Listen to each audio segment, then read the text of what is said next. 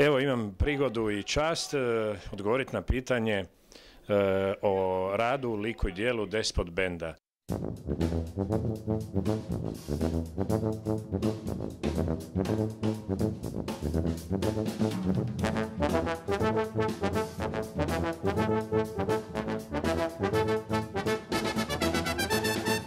To je bend koji će sigurno unijeti jednu veliku promjenu na našu estradu, koja je već na neki način uzdrmana raznim aferama koje nemaju veze sa glazbom.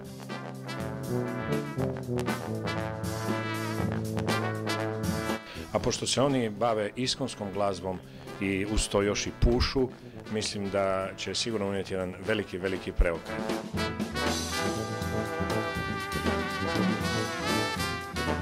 Ja sam Marko Vučanec i sviram trubu u Despot bendu. Ja sam Ivica Geček, od kad sviram u Despot bendu, moj život se promijenio na bolje. Despot bend samo poboljšava moj život u principu. Ja sam Tomi i sviram u Despot bendu. Od kad sviram u Despot bendu, ne mogu vam uopće reći šta mi se sve događa.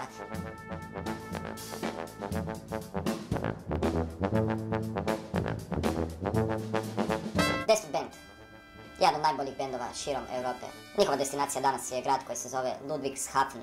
To je jedan grad koji je Ludwig je živio u njemu, a onda je došao i Hafen, pa se zato zove Ludwigshafen. Despot bend. Zašto Despot bend? Zato što je najbolji bend. A zašto bend? Zato što je bend. Traženi smo, jako smo traženi. Njihov opus skladbi seže do 131, 132, 133 kompozicija, tek se piše.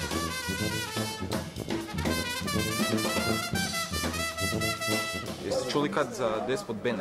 Kako ne, evo, slušam ih svaki dan. Pitaš me za Despot bend, pa naravno da znam ko je Despot bend. Obožavam ih, imam sve njihove CD-ove, dečki su užasno ambiciozni, talentirani, mladi, zanimljivi.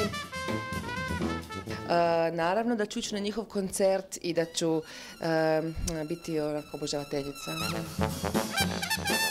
Veliki sam njihov fan, bio sam na svim koncertima, evo sad smo u Ludwigshafenu, dečki su nastupali pred više od 2000 ljudi. To neka skrivena kamera, šta je ovo? Despot bend. Despot bend.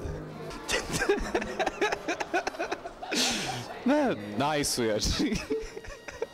Nikada ne posustati, uvijek ostaviti nešto slobodnog vremena, isključivo za osobni užitak. O kome se radi? O našem bendu, Despot bend. Dečki iz Despot benda su super, palim se na njih sve. Cool! Evo, dragi gledatelji, poslije sinoćnje, možemo reći, milenijske izvedbe u Ludwigshafenu, ovog benda koji se pojavio na našim hrvatskim estradnim vodama kao Feniks.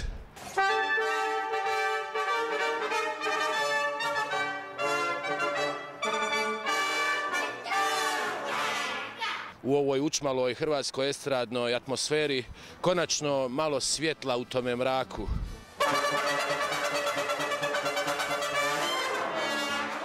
To su partiture koje su tako odsvirane da bi se mogao postiditi i Amadeus, pa čak i Arsen.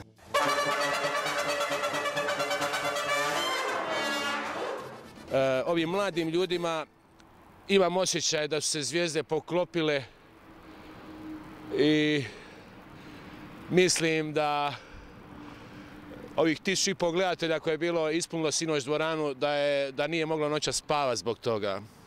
Svaka čast i samo ime ne garantira ništa, međutim, nikad se ne zna.